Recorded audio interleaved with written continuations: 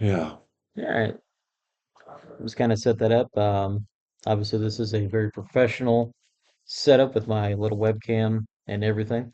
It is here to record audio because sadly I lost a lot that I recorded with Jeff Berry yesterday, so we went ahead and re-recorded. But how do I pronounce your last name? Jeranek. Jeranek? Yeah, the A is long. Gotcha. It's Bohemian. Mm-hmm. So, That's great. yeah. I don't know if you like, are you Midwest? Yeah, I'm from Indiana. Okay. So in 1848, Wisconsin became a state. That's when my family, the Jeranek side, came over from Bohemia. Hmm. So basically, at that point in history, the Habsburgs were in charge of that part. And they're like, if you don't like it, get out. It was Yeah. Catholic Empire. And so Hmm. if you're a Protestant, it was like, Yes. we don't want you. So they left and at least one of the sons left and came to Hmm. America. I think one inherited the tower because we were like barely landed nobles. Hmm. Um, and then of course one goes to the military and one goes to the clergy. And so Naturally. I have Hmm. cousins that stayed, Hmm. descendants of those guys that stayed. Right. And then um, we came to Wisconsin in 1848. And then Um, my family, we settled in the northeastern part of Wisconsin, but then my dad, for opportunity, he moved to Milwaukee because it's the Hmm. biggest city around. Yeah. It's like two or three times bigger than Madison. So I didn't want to go to Chicago because it was too far away. Hmm. Chicago was too big. Yeah. So you go and find work in Milwaukee, and that's where you end up settling. And so I was just outside of Milwaukee in a little town called Germantown in the 70s. And then my friends were wealthier than us. My dad worked at Mercury Marine outboard motors, but we were farmers. Hmm. So we farmed and he worked at Mercury Marine and I'd do my chores and have a little bit of an allowance and stuff, but it was not enough to keep up with my rich friends. Right. But Yeah.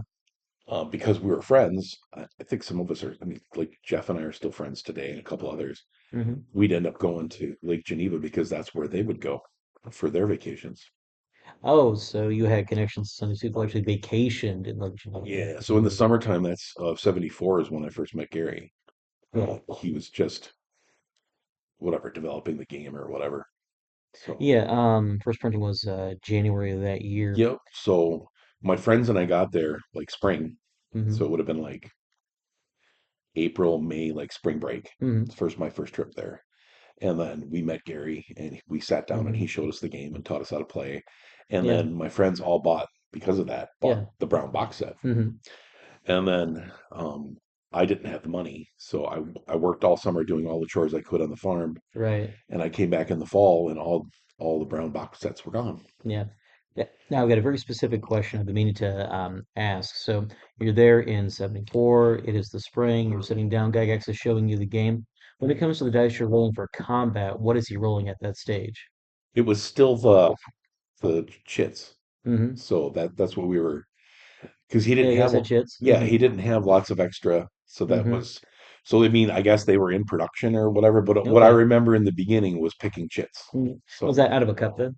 yeah, so Hmm. he would just use a cup, but then it quickly switched to bags. So Hmm. whatever kind of bag, because you could mix that up, Yeah. and Hmm. so a cup you could even kind of dice because you could throw down one side and try to Hmm. pick from that side again, Hmm. but he would always shake. So yeah, but it quickly ended up being a bag, and I think Yeah. that might have been the first applications. I mean, because those early Crown Royal bags, Yeah.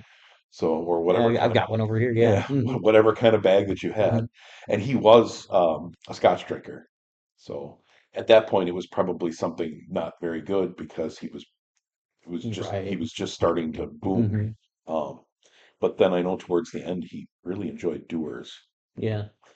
When he came to my house in La Crosse, that's what we would have was for Scotch, because it doesn't taste like Scotch, we would have Scapa Hmm. from the Orkneys in Scotland, Hmm. and then Dewar's, and then he would smoke those disgusting cigarillos.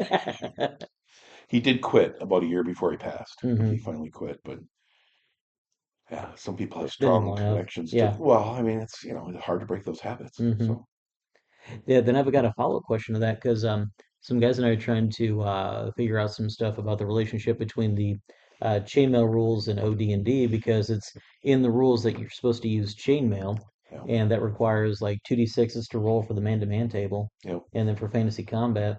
Did you guys do that as well He was when times already were? by 74 because Uh-huh. he started realizing that if you're going to do it in personal combat Mm-hmm. and you're going to do bigger groups, Yeah.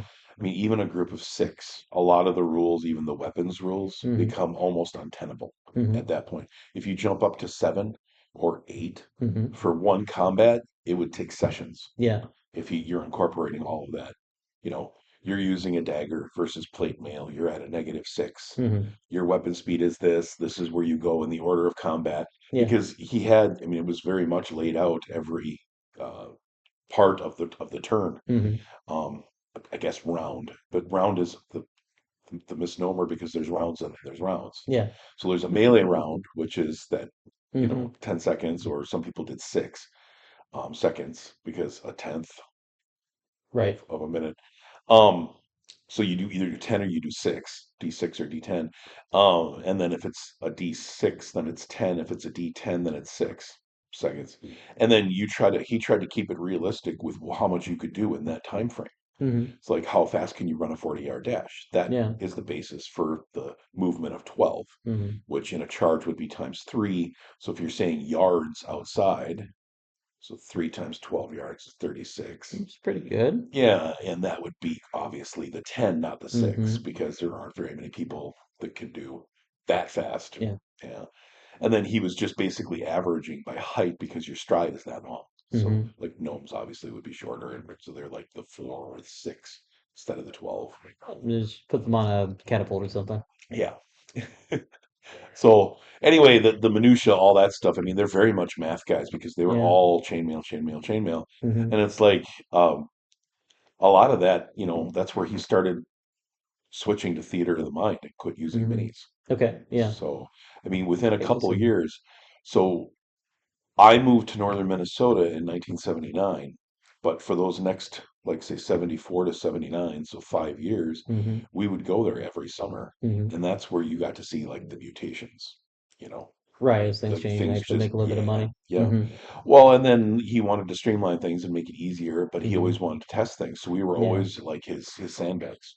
So he Oh, would take a great. group of us kids and Mm-hmm. he would test his traps and Yeah. see how we reacted. And Mm-hmm. then we would have the junior character or the third character because he would The second. yeah, Mm-hmm. he would kill us over and over and over again. So run us through the wood chipper.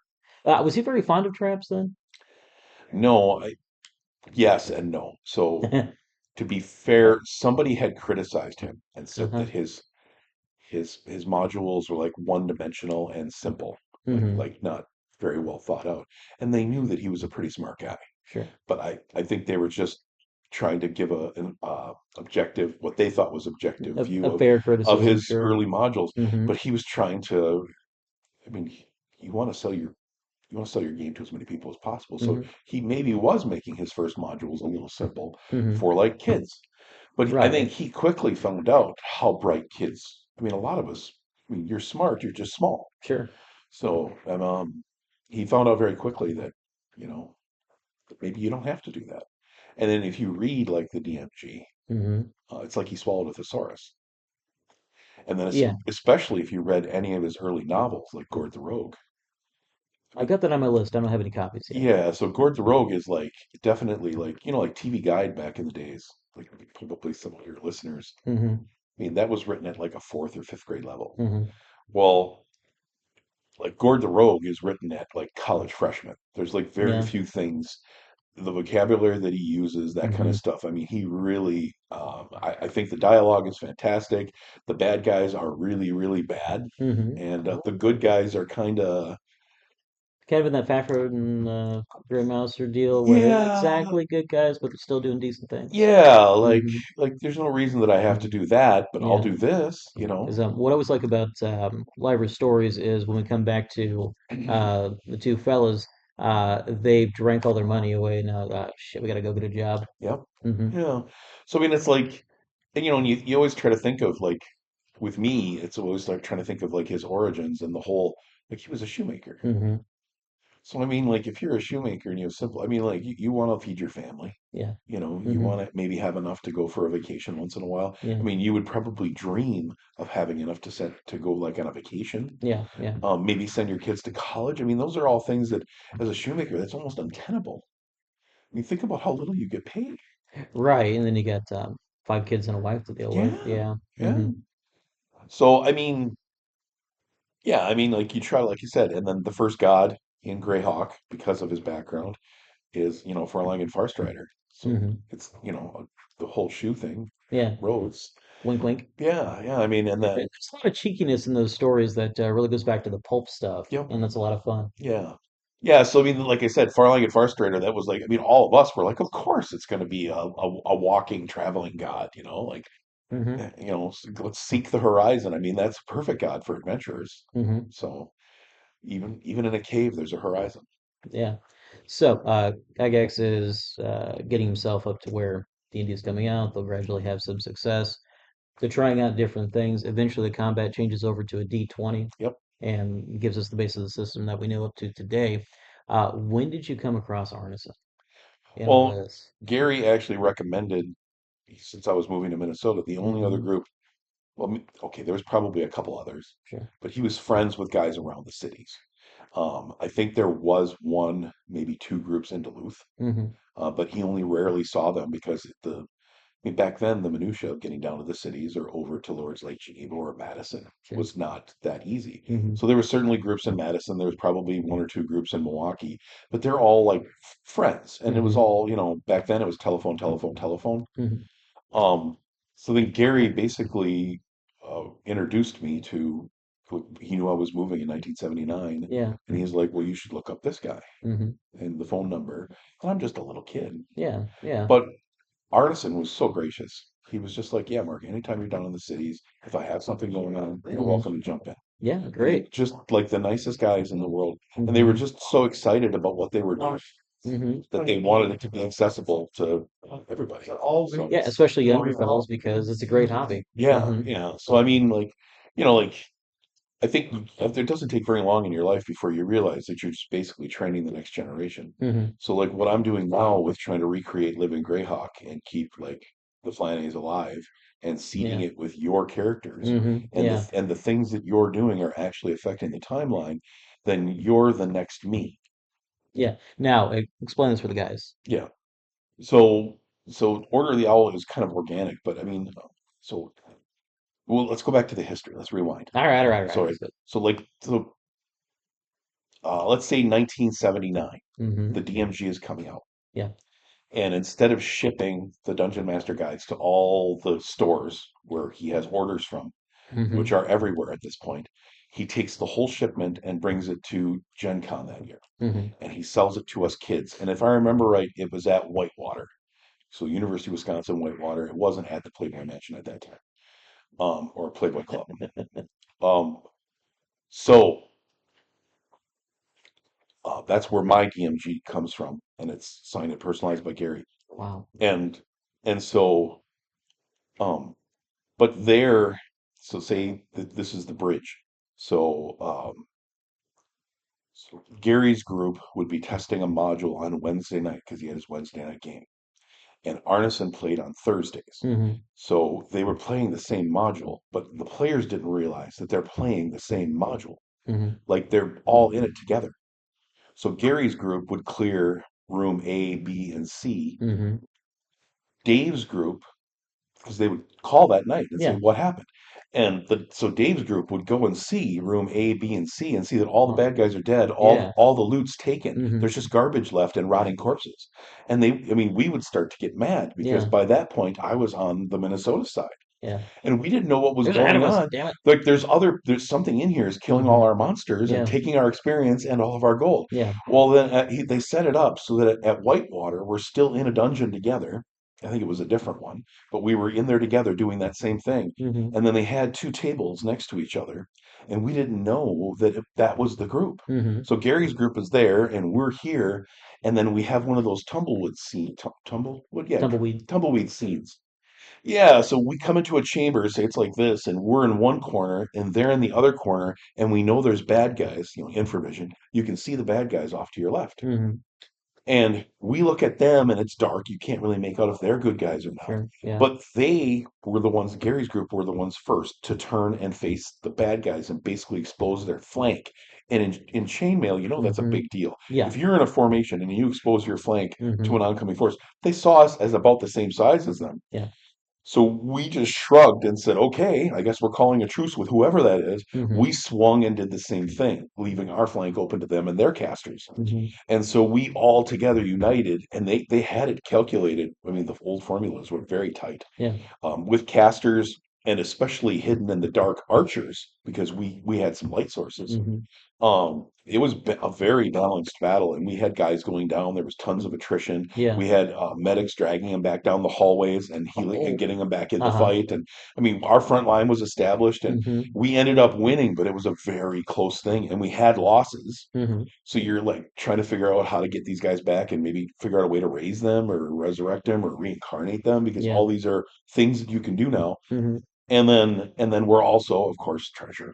I mean, there's loot goblins Mm-hmm. in Oh every yes, every always. Yeah. era. Mm-hmm. So then we're trying to say like basically, you take that part of the room, we'll take this part of the room. Mm-hmm. If you killed it, you keep it kind of thing. So Okay. whatever you Yeah. find it. So that's how we split. And we did walk away, but we had that goose pimple like moment, like all of a sudden it's the table right next to us that are Mm-hmm. those guys. Yeah, and then you realize it. Yeah. Yeah, now this is a very old school thing that you only get from either talking with people like you or reading something like Alarms and Excursions, Yep. or there's some references from Gygax or Arneson. Yeah. The notion being that this stuff is taking place simultaneously Yep. with an actual ticking calendar Yeah. at the same time. And the same thing, like when Tensor lived is when Tensor lived. So when you Mm-hmm. find Tensor's floating disk, maybe by that point he's already long past, or if he's a mage, he might still be alive, Mm-hmm. but now he's done other things. Yeah. So Mordenkainen, whatever, if it's a Mm-hmm. player's character, Yeah.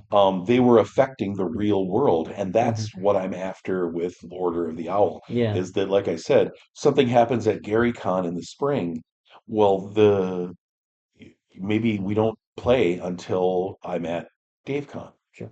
And then at DaveCon, a new group enters. Well, that's about where you're going in. And if you're in an area that was recently affected by another group, Mm-hmm. those effects are there. And we journal it, chronicle it on our website. So on, Yeah. on Discord, Mm-hmm. we keep track of everything that was done. And then of Yeah, so course, this kind of modern play would be facilitated by Discord quite a bit because you got these different rooms to set up, right? yeah, Mm, unless Discord is dumb enough to screw it all up. yes, and then the And, website Gilded went down, and then so we'll migrate to another platform because, like I hmm said, I think it's almost universal that if they push forward with their ridiculous notions of what they're going to do, then yeah. everyone's going to leave. So hmm I don't know anyone that would stay. So it's really I Yeah. don't understand what they're thinking, but It's like, do you want to be a business and make a little bit of money or not? I mean, yeah, it's just a choice there. yeah, I do have one quick question because of the time period you're talking about there. Now, everybody says Gygax hated wizards, and yet Mordenkainen is his character. yeah. What's going on here? So um, I think he realized that he created monsters. Hmm. So I mean, low level wizards he'd have a lot of fun with, and I Yeah. think he watched people and had a lot of fun. He was And that's where eventually we came up with the notion that anybody can have one weapon they can explain their backstory. So Hmm. right away, like you said, the rules are there as guidelines. Sure. And Yeah. and even Gary, like if your grandmother taught you how to use a bastard sword, Hmm. then like Gandalf, you can use a bastard sword. Sure. Yeah.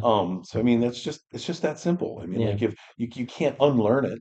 I I think I remember having somebody tell me that there is something in AD&D where eventually a wizard by the regular rules could become proficient with a sword, Yep. kind of like Kugel the Clever. Yep. Yeah. Yeah. And that's where even like when he was doing proficiencies, it's like, well, I mean, magic users every 5 levels, so you get your Hmm. one at level 1, Hmm. and then you don't get your next one till level 6. You keep Sure. that in mind. Yeah. So by the time you're an archmage, you could be like maybe like even double proficient in a weapon, Hmm. but have to be saving your slots. Sure. And I think that's fair. I mean, like you're obviously paying most of the attention to your magic study and use, Hmm. and then on the side, whenever you can, you're training with a sword because you Hmm. want to stay alive, Yeah. or whatever. I mean, it could be. Hmm. And then the other thing is the dart notion that they were darts, like Yeah. I'm playing cricket. No, you're not. Lawn dart. You're Yeah. throwing plumbadas. Yeah, I Hmm. mean, so the big lawn darts, Hmm. jarts. I guess they were in the 70s. Um, but yeah, Gary, the reason that, like you said, by the time a wizard hits like level 6, 7, 8, they're already breaking the game. Mm-hmm. There's nobody else that can keep up with them for damage and stuff. And one of his attempts, which I think was terrible, to rectify that was Yeah. in Unearthed Arcana, the Mm-hmm. Ranger and the point blank shots. So 30 feet inside, 30 yards outside, you're getting Mm-hmm. 3 shots per round, 10 to 16 damage, I'm sorry, doubled. per round? Yeah. 3 shots with your bow, and then your Mm-hmm. damage is 10 to 16 per shot, Mm-hmm. doubled. So 20 to 32 points of damage every arrow. Oh my. And that's rules is written from Earth Mm-hmm. Arcana, but almost any DM I know throws that out because that's worse than a fireball because it's Mm-hmm. directed. Yeah. So, I mean, there's no chance that very little chance that you're misfiring. Mm-hmm. You're killing dragons every round. Yeah. So I always say Yeah. now it's like the Sues on the deck of a battle or of an Yeah. aircraft carrier. That's what they are. Like if as long as you have enough arrows. Right. Is that point we're in what, 1985, I think is when UA came out? Yeah. Yeah. Yeah. So it's like, Uh-huh. well, you talk with Gary and you know, so you know how life is. So Yes. Gary started to get famous and he started to get rich and he did the Mm-hmm. California thing. And so I didn't talk to him for, I mean, maybe, 10 or 15 years. Mm-hmm. And then I'm back in Wisconsin and I'm going for uh, my first degrees at University of Wisconsin Stevens Point, and they had a convention in Milwaukee called Midsummer Revel, Mm-hmm. and of course I know he's going to be there, so I'm going to see my friend. Yeah. So then I go there, and it's very much like the early Gary Con, where it's Margaret Weiss and Tracy Hickman and Mm-hmm. Zeb Cook and Doug Yeah. Niles, and everybody's just there, and you just get to. There's no people there. There's almost no customers because they didn't advertise it. Yeah. So you just be able to sit down and play with Gary. Mm-hmm. That's So what I like about Dave. Guy, just come here and just talk to people. yeah, yeah. So that's exactly what happened back then is that we would Mm-hmm. just, and then Gary's like, well, Mark, I'm back in Wisconsin now. I'm not in California. You should come down and play at the house. And Yeah. he was still doing his Wednesday night games. And so Mm-hmm. it's like, yeah, of course I'll come down. Mm-hmm. My wife Mm-hmm. at the time was excited about it. So we went down and played there. But then life takes you in different directions. And I'm going for my master's Mm-hmm. and then I'm Yes. going for my PhD. And, Mm-hmm. and I lived in La Crosse for a while. And then he got the news about Yeah. his Yeah. condition, his heart condition. And, so then the years before his death, those 2, 3 years, 2.5 years, I had him every chance I could to my house in La Crosse. Mm-hmm. And that's where those, they weren't called Gary Con, they were called Weekends with Gygax or Mm-hmm. Weekends with Gary. So that's how we advertised them. Yeah. And at first I opened them to the public, but there was very little public interest. Mm-hmm. So I closed it and I opened it to my friends. Yeah. And we would fill every single one with just people I knew, Mm-hmm. and we would charge a couple $100 to come and spend the weekend with Gary, Sure. Thursday, Friday, Saturday, Sunday, Mm-hmm. and you'd have 4 weekend to ourselves. And to be fair to Gary, he was always kind and always gracious. Mm-hmm. And if people came and knocked on the door because they heard he was in town, Yeah. I mean, just even though they didn't pay to come in, he would go out and talk to them. Mm-hmm. And we would have some of them come in, but he would always sign autographs. He would always do the picture opportunities. He would always stop and talk to chat with people. And so Mm-hmm. there were always breaks like that. Plus, it gave him a chance to smoke his cigarillos. Sure. So Step on out and just take a puff. two Mm-hmm. two birds with one stone. Yeah. And that's I mean, I guess there are other things about.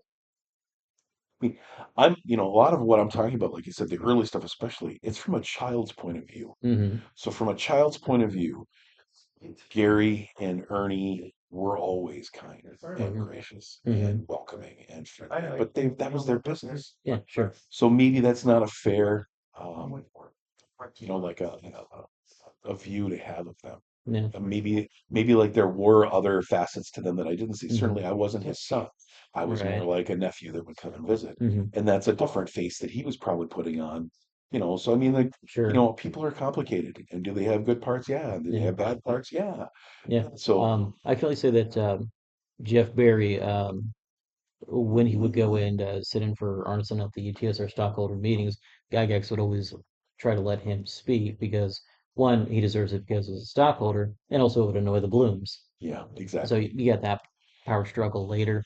Um, And that's stuff that we weren't mhm. as kids. Just weren't privy to that stuff. I Yeah, mean, maybe sure. we saw a little bit on the fringe, Yeah. Mhm. but I mean, we were just playing the game. Uh-huh. At least it sounds as if there is a grudge, it doesn't transfer to associated people. No. So, And then, I mean, this goes for other people too that have, there's stigmas later on because hmm so say that, Ernie if you put yourself in his shoes, he's a preteen or a Yeah. teen, and Yeah. he goes to California, and And it's the 80s. his dad's got buckets of money, Mm-hmm. and he's getting this ridiculous allowance, Yeah. and you're in California, and you can do anything you want in Mm-hmm. the 70s Mm-hmm. Mm-hmm. or early 80s, and it's like, I mean, I don't know. I mean, we're all human and we're all fallible and we're Right. all going to make mistakes. Of course, Ernie made mistakes, Yeah. Yeah. Like, so, I mean, like, you try to address those things, but one of the things that's like a paradigm shift, and this is like me and you could include this if you want to, but I mean, something I would say to the world at large is that contextual, in the Mm-hmm. context, there's, I mean, it was a different time. It really was a different time. Mm-hmm. I mean, people, you know, You're not going to break out of 1980s Hollywood, right? yeah, If you are there. yeah. And so, I mean, like, and even signs of the time. I mean, think about it. There Mm-hmm. was no internet. There was Mm-hmm. no whatever. Yeah. Like even like LGBTQ was just starting. Sure. I mean, certainly it was there, people like Freddie Mercury, but Mm-hmm. it was like not talked about. It was like, it's fine if Freddie's. I mean, for most of the people out there, it was fine that Yeah. Freddie Yeah. Yeah. was gay. It didn't affect me. He's not Right. hurting I me. mean, if you're in He's the not 80s, you hurting got me. Yeah. the So, I mean, AIDS like epidemic and that all that kind of jazz. stuff. Mm-hmm. And then the Battle of the Sexes in the 70s, like Billie Jean King. Yes. I mean, these were like huge national movements Mm-hmm. where she's out there proving that women can be just as good at men Mm-hmm. at anything. And so, but that was always that, well, now it's us versus them. Yeah, and Gygax gets kind of caught in crossfire, as Yeah. I've written already in my book. Well, and see, that's the thing too. When you read people's, maybe they're not getting the understanding because you have to understand, I mean, empathy. Mm-hmm. You put yourself in his shoes as a businessman in Yes. 1972 Mm-hmm. when he made those comments. Mm-hmm. He can't sell to women Sure. because they won't buy his stuff. Yeah. They're using their boyfriend's stuff, Mm-hmm. but they never buy their own. If you try to find a woman from the 60s or the 70s that has their Mm-hmm. own copy of Chainmail, Yeah. that is a hen's tooth. Yeah. So one of the things that I'm actually using Peterson's book for Yeah. is the fact that he explains that only 1% is, non-middle class white guy. And we're getting to this man starting a business. Yep. You've got no idea if you're going to have customers 6 months from now. Yep. Why would you try to Market incorporate to the 1%. 1% until you've got enough of a And base with that I 99 to would try actually, something I else? would advocate that that is not accurate. Okay. 1% is true in the cities. Uh-huh. In the country, our groups were 100% male. Yeah. And you go town to town to town to Mm-hmm. town. All the small groups that were doing Mm-hmm. miniatures or figures already, Yeah. my old Raul Parthas from the early 70s, Mm-hmm. all of those groups were 100. It was our version of Barbies. Yeah. Yeah. So I mean, seriously, the women would play with their Barbie and Ken Mm-hmm. dolls, and maybe Sure. if you were a good brother, you would play with the Ken dolls and the Barbies too with Mm-hmm. them, or maybe you liked it. Yeah. I mean, that's fine. Like you said, we weren't judging. Mm-hmm. But then if you get together with the guys, that's when you broke out your cowboys and your Indians, or Mm-hmm. if you broke out I mean, a lot of times it would be like British, like the old, Yeah. black and tans or whatever, and Mm-hmm. and you would do your little battle simulations and try to do your own little recreations, and Mm-hmm. we were using rubber bands instead of dice. Kind of like Yeshua's Little Wars. Get your little gun there. Yeah, well, Pow! you just loaded it on your Uh-huh. finger, and that's how you were allowed to shoot. Mm-hmm. And cannon shot might have been like a pebble or Mm-hmm. one of our shooters from marbles. Yeah. Yeah. So you make rules and you stick to them, Mm-hmm. and so that's how it adapted and became obviously chainmail Yeah. eventually, Yeah. and then chainmail. I have friends that are blacksmiths that wince every time they hear chainmail because it's just mail. Yeah. You have a mail hauberk. Mm-hmm. Of course, it's made out of chain. What are you going to make it out of wood? I mean, come on. Right. So they wince every time. You're like, oh, the true blacksmith is like, it's just mail. Stop it. Mhm. Um. Anyway, so they just hate the fact that the whole game was named after kind of Mhm. to them it's a misnomer. It's like, Right, yeah. um. So then that's how it then adapted to actually like, well, what if Napoleon had done this? Yeah. Well, You all of a play the sudden, commander. you're giving Mhm. attributes to Napoleon. Well, how Mhm. smart was he? Well, we think that by his writings and stuff, he was this smart. How Mhm. wise was he? Well, he had his Waterloo and did that march into Russia. Mhm. Maybe he wasn't as wise. Maybe he was smart, but not wise. Mhm. So then that's where they start, assigning attributes to people. Yeah, Well, was he handsome? Not particularly. Was he charismatic? Well, that's a different question. sure. We would say very. Hundreds of thousands of Mhm. people died for him. Yeah. So, comeliness, really low number probably. Mhm. Charisma off the charts. Yeah. So maybe even 3 to 18 doesn't cover people like that. Maybe it's 19. Sure. So that's where you start to see people breaking the mold, Hmm. like even like intelligence. We go round and round about that. You Oh have to be Lord. fairly Yeah. intelligent to play Hmm. an intelligent character. Hmm. I mean, and human beings, all of us are on a spectrum. I mean, and, we ADHD and whatever other things that you may have, but intelligence, wisdom, strength, we're all Hmm. on some sort of a curve. And it Sure. doesn't Yeah. necessarily mean a bell curve, but there's going to be tails and there's going to be tails. Hmm. So you're on one side of that or the other. I know that I was never as strong as a lot of other guys, even for my Hmm. size. Yeah. So my strength was always somewhere in the middle, Hmm. you know. I think it's one of those things, like I said, it's kind of fascinating. And it's like none of that has to be a bad thing. It's Well, okay. it is what it is, right? It's Yeah. okay. But no, I mean, like, how boring would it be if we were all the same intelligence? Hmm. How boring would it be if we were all the same wisdom? Sure. How boring would it be if we all saw everything the same way? Hmm. So, I mean, like, I think the world is richer because we have these spectrums. Variations. So, Hmm. somebody on ADHD spectrum, autistic spectrum, I think we all have Sure. Hmm. somewhere we're somewhere on these spectrums. I think that's an awesome thing, not a terrible thing. You should celebrate people for who they are. Hmm. So, anyway, So can we go back to Arneson for just a moment? yeah, Because absolutely. I'm trying to think about very entertaining question here. So, between the two of them, who took more glee when you guys made mistakes? I have to give that to Gary.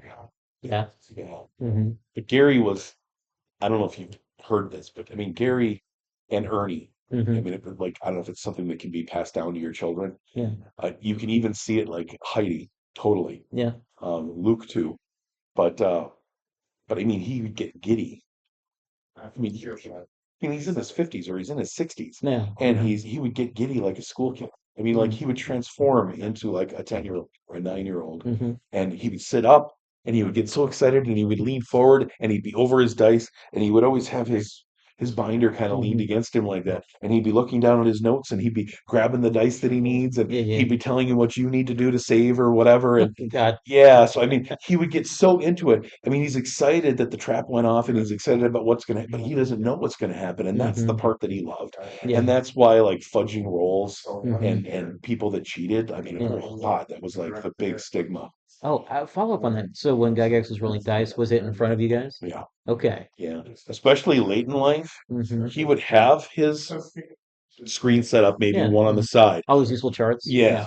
Yeah. And sometimes he would take a roll because, like, say for instance, um, you get hit by a goblin and he makes you do an observation, like a wisdom check. So Okay. you make your wisdom check, you make Hmm. it by like 6. Sure. And he would tell you, well, you're laying there and you're bleeding and you're starting to bandage up your arm where the goblin hit you. It's not a serious wound, didn't hit any arteries.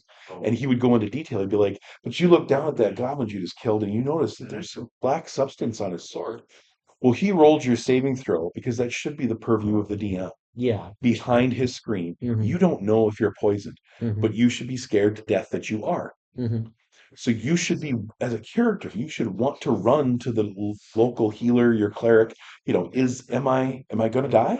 Am I poisoned? How's it look, Doc? Is that Yeah. vein turning black? I mean, come on, you can tell me, doc. Like, so I mean, that's how you should be with your character, and Hmm. that's why I really want your characters also to be invested, players to be invested in their characters. Hmm. I want you to love your character, Right. But and at the that same time, you got way to worry about you disease, you're not mutation. shrugging and just throwing them aside and grabbing the next one. Yeah. You're I want you to play them to death. Hmm. So you should be, Play him to death. That's a great phrase. Yeah. yeah, I mean, like, it should be like it's your life while you're wearing their mantle. Hmm.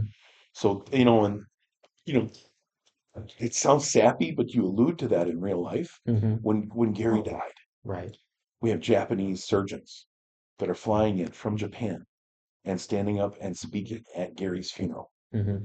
And they're saying how if it wasn't for role playing, if it wasn't for Dungeons and Dragons, Hmm. they would have never left the house. Hmm. They would have been like an otaku. They Right. would have been Yes. Hmm. forgotten by society. But Yeah. because Now, of that's the actual meaning of otaku is like a guy who doesn't go outside. correct, Hmm. so they learned because of Dungeons and Dragons how to put on that face and pretend to Hmm. be something they weren't. Yeah. And by fits and starts, bits and pieces, they became what that was, what they were Hmm. pretending to be. Yeah. And they also strengthened those attributes, Hmm. like so that he can stand in a surgical theater and command his troops to save that life Hmm. because that's the jacket he puts on because of what Yeah. he learned to do from D&D.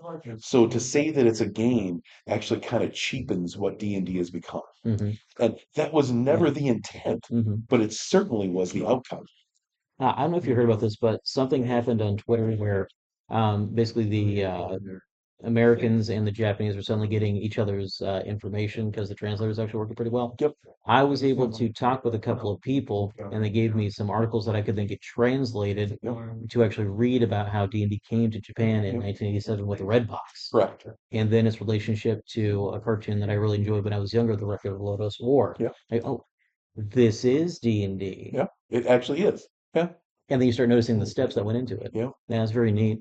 It's probably the earliest version from the Japanese side. I Hmm. mean, Yeah, there it is. might have Hmm. been like like a manga. Yeah. There's a game came out in 1981, Wizardry, which is a long-running fantastic series, Yeah. and it is a brutal dungeon crawler, Yeah. but it's also great. So that predates D&D arriving there, and yeah, those concepts are there. I don't know too much about how they conceived of it, but somebody knew something. Yeah. Hmm. Well, and then there's the other side of that, which was the digital side. And as Hmm. early as the 70s, we had, Zork 1, Zork 2, Temple of Ashai, Hmm. and then Telengard was the huge one. Tellinger? Yeah. Okay. If you can probably find copies of Telengard to this day.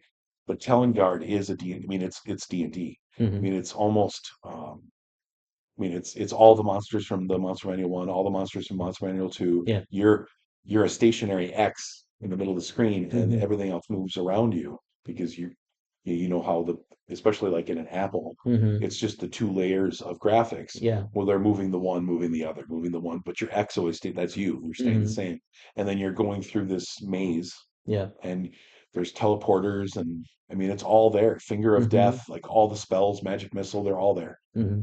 Um, so yeah, that was, I mean, for us, it was like all, I mean, it elevated the hype.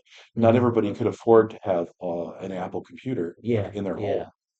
We didn't, but we were lucky enough here, at least in the Midwest, our schools were affluent enough to have a few in the computer lab. Hmm. But when they weren't being used for classes, we were allowed to play on them. Hmm. And those were the earliest, yeah, that's how Hmm. everybody had hacked copies with a notch on the side of the floppy disk. And so you'd flip over your work disk for school, and on the back side, you had your games Hmm. because you could do both sides, double density Yeah. disks from back then. Um, yeah, and so I mean, very, very much early. And I was lucky enough in Wisconsin, we had an Apple computer in our lab, just one, Hmm. and they would wheel it into different classes, and every kid could take turns. But then a lot of times, like in lunch period, it's not being used. Hmm. Well, you'd wolf down your lunch, and you'd go with your friends, and you'd watch each other play Telengard. Wait, they actually let you get out of the lunchroom? You got to go do things as a kid? Well, as long as there's a Yeah. teacher there, they didn't care. Uh-huh. As long as you're not hurting, Yeah, you yeah. have to have your food in the lunchroom, Uh-huh. and then, or if it was like the schools back then in southern Wisconsin anyway were like you'd have hot dog day. Yeah. Well, that's different because you could have that outside. Mm. They'd let you take your couple hot dogs that you could buy, and it Good. was like two hot dogs for a quarter or something. Hmm. Like they were I don't know, with a drink, like Yeah. your milk or whatever. Um, and then otherwise you had to pack your lunches and stuff. Hmm. But then by the time I went to northern Minnesota, um, it was also very well funded because I think the guys that ran the mines, the iron ore mines, Hmm. felt bad about killing our fathers, with Yeah, yeah, as they should. yeah, and so they overfunded the schools. Yeah. And so like Hibbing High School was ridiculously well. So we had huge labs, Hmm. IBM PC XTs and ATs, and this is in the early 80s. Hmm. And we had a Cray mainframe in our high school in the early 80s. I Hmm. mean, like the ones they talk about roller coaster or roller skate people changing the tubes Hmm. that are burning out, like that kind of mainframe. Yeah. Um, yeah, and then all the guys took typing classes because Hmm. they thought computers were going to be so big. Yeah. So my teacher for typing, it's really weird, 6'3" or 6'4" teacher named what the heck, Knezovich, Milan Knezovich, and he did 120 words a minute on a manual, Hmm. and he was Phi Ed teacher, Yeah. but he was also our typing instructor. Hmm. So yeah, kind of different. That's a great skill set. Um, do you know who Donald Featherstone was by chance? A British wargamer served in World War II. It helped kind of create the wargaming miniatures as a hobby. Yeah. And And his name is Featherstone? yes, his last name is Featherstone. His goal, and he writes about this, was to have the least chance of dying because, of course, it's World War II. You're going to sign up and go serve. And he wound up because he was able to type quickly and he was able to write in shorthand. He wound up in a command tent for uh, tankers, and he's in Africa, and that wound up letting him get that kind of perspective that then gets the wargaming hobby going in England, Sure. and eventually that stuff transplants to the U.S., which is really neat. I've been asking some of these real old fellows about what they were reading at the time, what the wargamers were, and how that kind of got some ideas going. And those typing skills can keep you alive. Yeah. Hmm. Isn't that amazing? Yeah, it's something else. Now, I know the vendor hall's going to open here in a little bit. You know, Um, it's a small world after all. hmm. Right. So there's always those degrees of separation, like the Kevin Bacon thing, Yeah, yeah, like in movies. So you just said Featherstone. So this just earlier this year, I met a person. yeah. Hmm. Their last name is Featherstone, Yeah. and they're from. I mean, they're originally from England, Hmm. and their family's lands, maybe his lands, Hmm. Hadrian's Wall.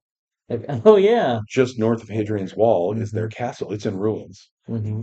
but it's accessible. I mean, to the family. Yeah. She gave us hey, she gave us permission to use her family's castle Hmm. to.